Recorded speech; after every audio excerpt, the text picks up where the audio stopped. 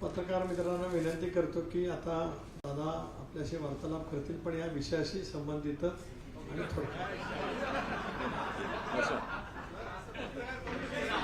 तसं सांगितलं की सगळे उठून जातील. बोला.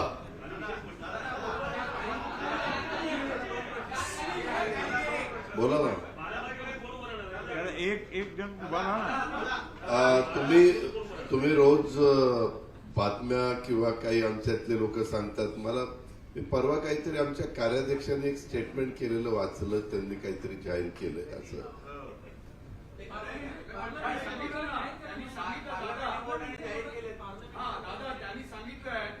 वर्किंग प्रेसिडेंट म्हणून मी ते जाहीर करतोय की अजित पवार हे 12 लढतील आणि ते पक्षाचे कॅन्डिडेट असतील. त्यामध्ये आमच्या महायुतीचे उमेदवार म्हणजे कुठले मतदारसंघ कुणाला मिळणार ते अजून जाहीर झालेलं नाही. बारामती मतदारसंघ जर राष्ट्रवादी काँग्रेस पक्षाला आला तर तो विचार त्यांनी सांगितलेला अंमलबजावणी करावी लागेल, परंतु तो पहिल्यांदा राष्ट्रवादीला आला पाहिजे.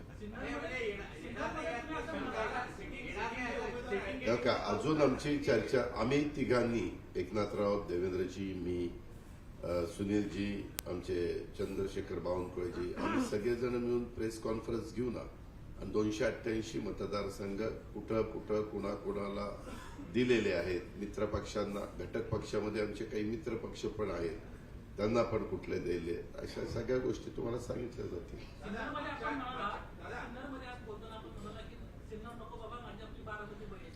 नाही, सिन्नरमध्ये आता कुठं जाईल तिथं तिथले लोक म्हणले नाही तुम्ही सिन्नरचं प्रतिनिधित्व करा.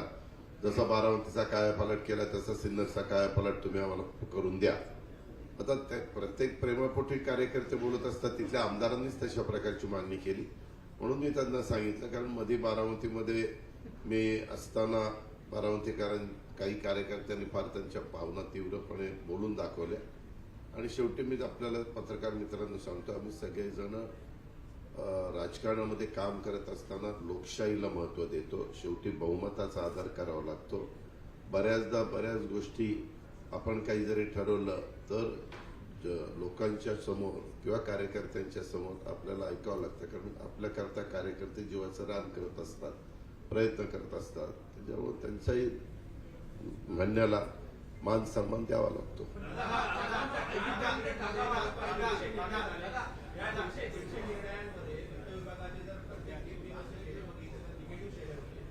कुठल्या ह्याच्यामध्ये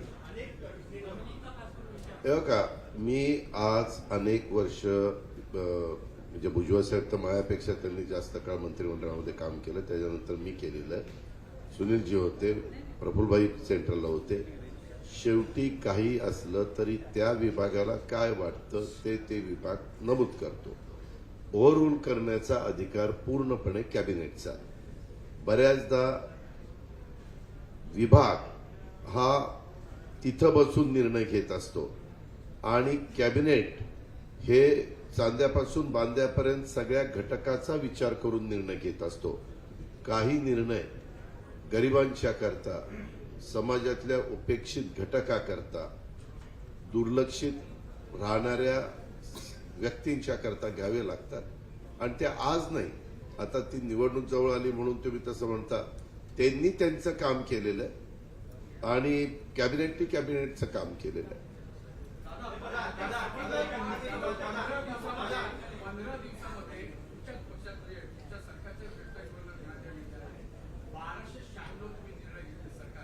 किती किती किती किती दिवसात?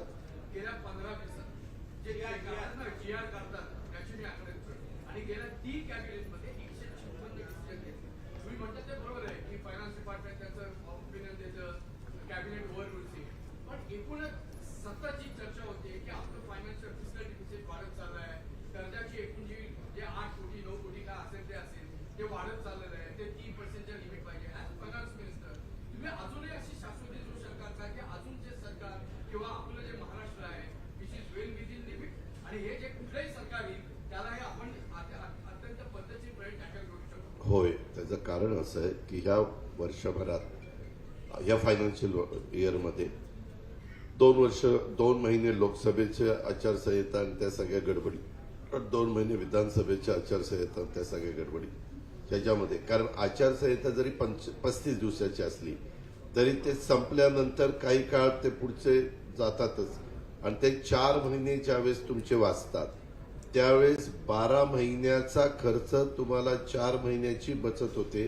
बऱ्याचशा ठिकाणी काही वेळेस आपण सांगून देखील तिथं तेवढी पैसे खर्च केले जात नाही आणि ह्या सगळ्याचा विचार करून मी ह्या अर्थसंकल्प सादर केलेला आहे. मी आपल्याला विश्वास देऊ इच्छितो की उद्याच्या काळामध्ये एकदा ह्या निवडणुका झाल्या तरी देखील व्यवस्थितपणे राज्याचा आर्थिक गाडा पुन्हा नेण्याच्या करता आम्ही यशस्वी होऊ.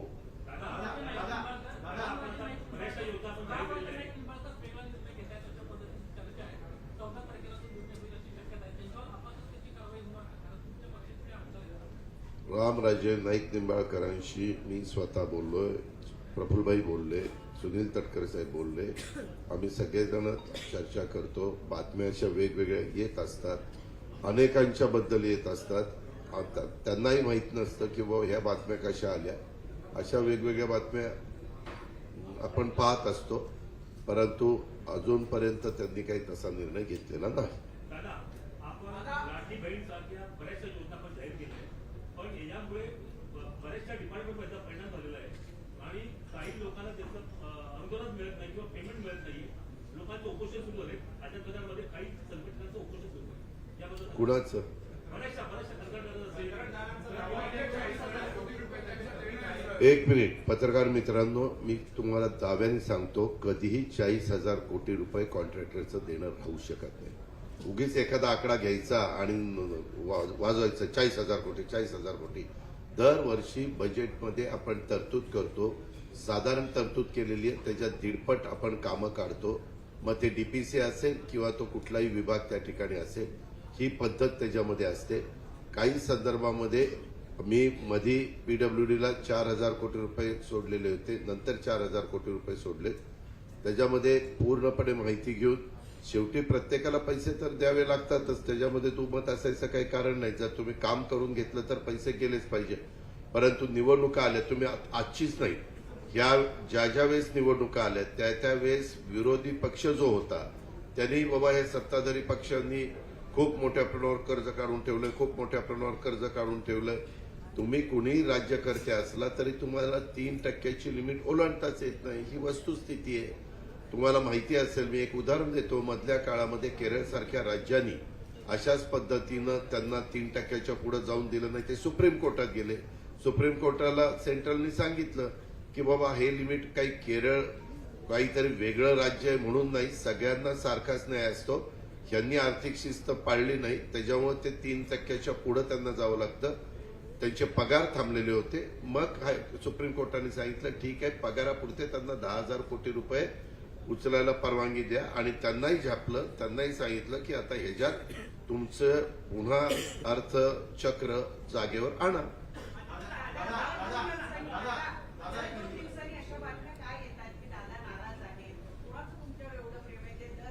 जे बातम्या देतात त्यांचं माझ्यावर प्रेम आहे.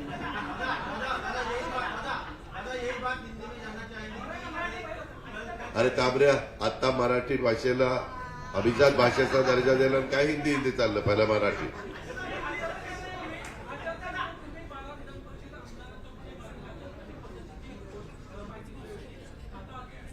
हो का, तो आमच्या कुणाच्या हातात नाही, तो राज्यपाल नियुक्त करतात, राज्यपालांच्या हातात आहे. आम्ही काय करणार, राज्यपाल ज्यावेळेस 12 जाहीर करतील त्यावेळेस आम्ही ते बघू. आमचे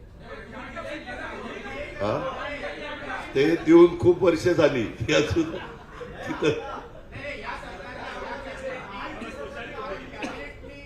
अहो या सरकारमध्ये असणाऱ्या निम्म्याच्या वर लोकांनी त्यावेळेस दिलेलं आहे ना. हा मुख्यमंत्री बोलत होते त्यावेळेस.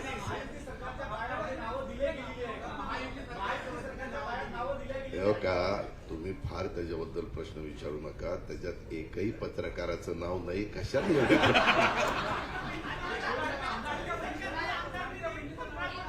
लाडक्या बहिणीचं काय?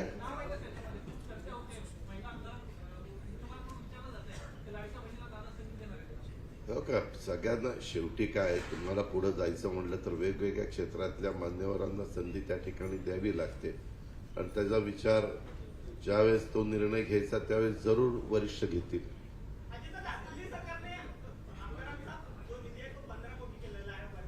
आमदारांचा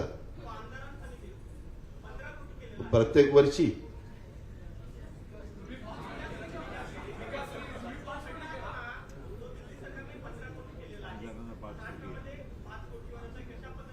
अहो, माझ्या माहितीप्रमाणे लोकसभेला खासदारांना 5 कोटी आहे. 6 विधानसभा मतदारसंघ आपले येतात. दिल्ली एवढं आहे आणि दिल्लीचा खर्च त्यांच्या म्हणजे त्यांचं उत्पन्न पण चांगलं आहे, त्याबद्दल दुमत नाही. त्याकरता त्यांनी दिलेलं आहे. आम्ही जरी 5 कोटी निधी, मला खरं तर दरवर्षी वाढवायचं होतं 1-1 कोटीनी, परंतु नंतर मध्ये मी जरा म्हणजे सरकारच्या बाहेर होतो. परंतु 5 कोटी दिलेला असला तरी वेगळ्या मार्गाने आम्ही त्या त्या विधानसभा मतदारसंघात भरघोस निधी दिलेला आहे.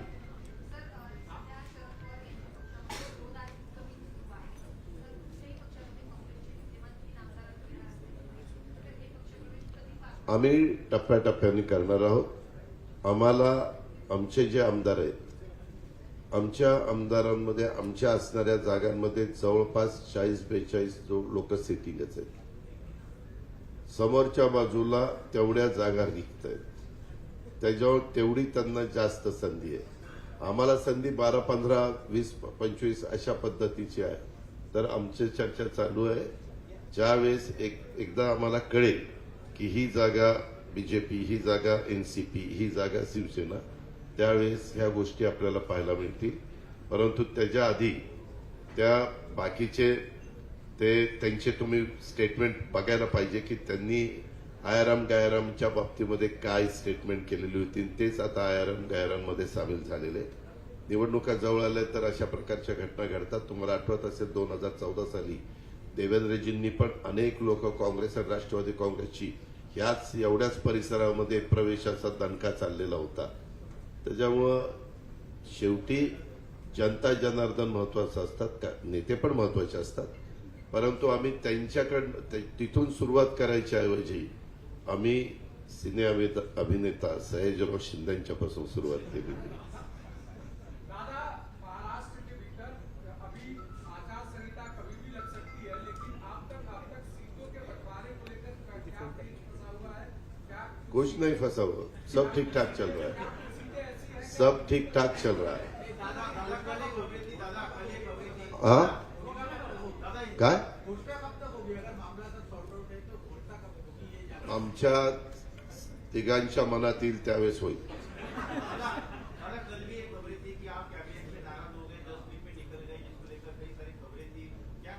ते दादांत खोटी बातमी आहे. माझं का मराठीत कळत नाही. सगळ्यात भारताला कशाला सांगायचं, माझ्या महाराष्ट्राला कळलं पाहिजे. ही बातमी महाराष्ट्राची आहे. तर त्यामध्ये 10 वाजता कॅबिनेट होते. भुजबळ साहेबांना माहिती आहे. भुजबळ साहेब माझ्या उजव्याच बाजूला तिथं बसतात आणि मी पहिलाच कार्यक्रम अहमदपूरला घेतला होता. मला तो कॅन्सल करायचा होता. तिथल्या आमदाराचा निरोप आला. म्हणलं आज दुखवट आहे. ते म्हणले दादा आम्ही हार तुरे काही ठेवत नाही, फक्त शेतकरी मिळावे, शेतकऱ्यांना मार्गदर्शन करा. आपण तिथं ह्यांना रतन टाटांना श्रद्धांजली अर्पण त्या ठिकाणी करू आणि 2 मिनिटं स्तब्ध उभं राहू आणि तेवढं भाषण करा आणि तुम्ही जावा. मला 1ला टेक ऑफ होता. मी 10ला तिथं पोहोचलेलो होतो. आपण तिथं डायरी आहे किती वाजता अजित पवार आला आणि किती वाजता गेला. तर 10 वाजता गेलो. 12:30ला मी उठलो. 1ला टेक ऑफ घेतला. तिकडे गेलो, तो कार्यक्रम केला आणि परत आलो. ह्याच्यापेक्षा काही नाही. कधी कधी आपल्याला काम असल्यानंतर आत्ता तुम्ही काही बसलाय आणि एखाद्याला पुढचं विमान पकडायचं असेल 8, 8:30चं, तर पटकन आता मी जातो, माझी विमानाची वेळ झाली म्हणल्यावर निघून जाता ना. तशा पद्धतीने मी गेलो. ह्याच्यापेक्षा जास्त काही नाही. पहिले महत्वाचे विषय हे जवळपास त्या ठिकाणी घेण्यात आलेले होते आणि मला कुठले कुठले विषय आहेत ते सगळे माहिती होते. कारण तुम्हाला माहिती आहे विषय येताना फायनान्स मिनिस्टरची सही असते, चीफ सेक्रेटरीची सही असते, डीसीएमची होम मिनिस्टरची सही असते, सीएमची सही असते. त्याच्यावर त्या बातमीमध्ये अजिबात तथ्य नाही. हे मी जबाबदारीने आपल्याला सांगतो. म्हणजे साधारणतः CCI मध्ये तुम्ही फायनान्स मिनिस्टर म्हणून मध्येही बातम्या आल्या होत्या की तुमच्यामध्ये बरंच काहीतरी झालेलं होतं, काही 2-4 जे बेसिकली जे इश्यूज होते डिपार्टमेंटल रिलेटेड त्याच्यामध्ये तुमची धुसफूस चालू होती. अशा बरोबरचं कुठलं चित्र नाही दोघांमध्ये एकदम नाही बाबा, धुसफूस अजिबात नाही, कुठलं चित्र नाही. All is well.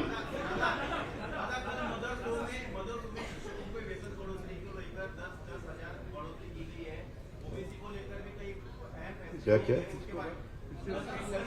Adarsh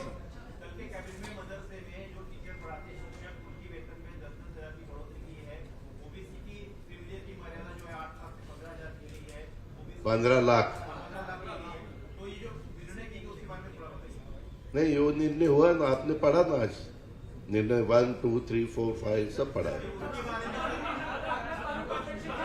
cabinet को जो ठीक लगा वो डिसीजन कल कैबिनेट ने लिए.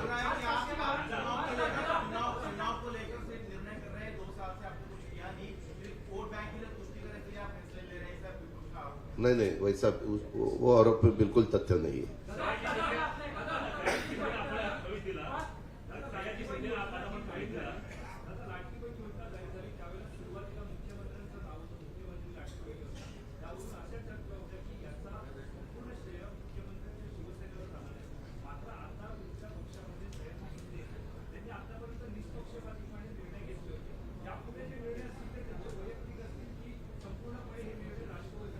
कुणाचे नाही नाही, आमच्या पक्षामध्ये जे कोणी आहेत सगळेजण त्यांना जे योग्य वाटतं त्यांच्या सद्विवेक बुद्धीला स्मरून जे काही त्यांची भूमिका आहे ती त्यांना मांडण्याचा अधिकार आहे. त्याबद्दल अतिशय मोकळं वातावरण आहे.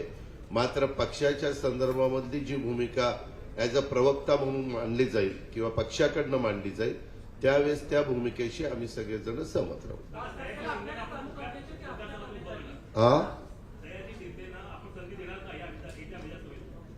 त्याच्यामध्ये त्यांना पहिल्यांदा स्टार प्रचारक म्हणून संधी देणार आहोत. पुढचं पहिल्यांदा स्टार प्रचारकांनी माणसं निवडून आणायची, मग पुढचं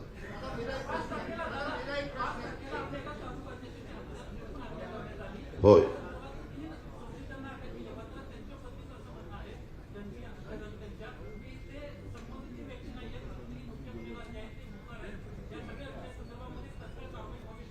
त्या संदर्भात मी स्वतः सीपीशी बोललेलो आहे.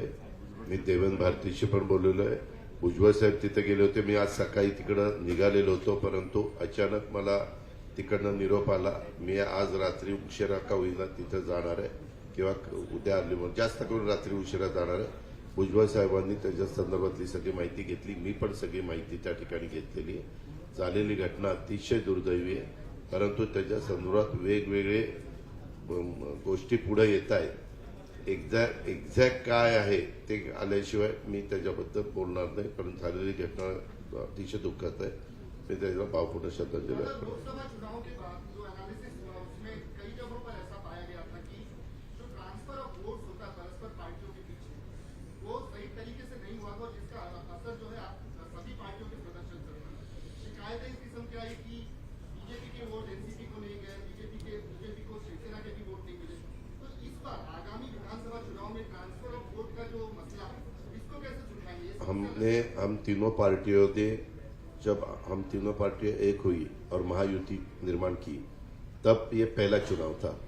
उसमें जो भी प्रॉब्लम आया है वो अभी विधानसभा में सॉल्व करने के लिए हमने सबने बंदोबस्त किया है. आप फिक्र मत करो, उसी रास्ते से अभी हम जाना चाहते हैं. जैसे आप सबने बताया था, सबने एग्जिट पोल वालों ने सबने कि हरियाणा में ऐसा होने वाला है, हरियाणा में वैसा होने वाला है. बाद में देखा तो अलग ही हुआ. हरियाणा में ऐसा ही उन्होंने भी वहां शेड्यूल कास्ट लोग थोड़े से दूर पहले गए थे, उनको साथ लेने की कोशिश की. इसी हिसाब से हम भी हमारे यहाँ वैसा करेंगे. हमने भी सोचा है, बीजेपी ने सोचा है, शिवसेना वालों ने सोचा है, तीनों मिलकर इसके बारे में बात हुई है और हम रास्ता निकालेंगे. जो जैसा संविधान बदलने वाले हैं, अभी संविधान का सवाल ही नहीं आता इसमें. आपने देखा माइनॉरिटी के लिए मेरा खुद का कहना है, अभी बाबा सिद्दीकी साहब भी यहाँ है, हम इस गवर्नमेंट में जाने के बाद सबसे ज्यादा डिसीजन हमने महायुति सरकार के माध्यम से माइनॉरिटी के लिए, अल्पसंख्यक विभाग के लिए है। मैं आपको पेपर पे दिखाऊंगा।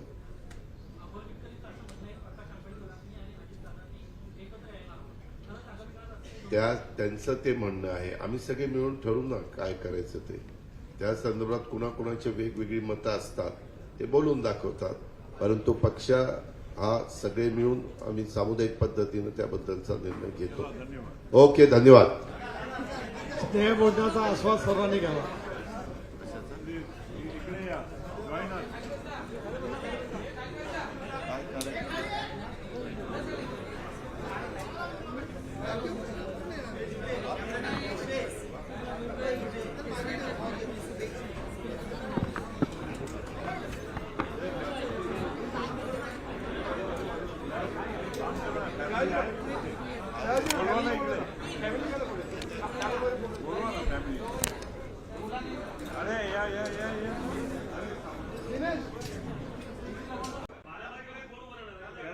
एक जण उभा राहा ना। तुम्ही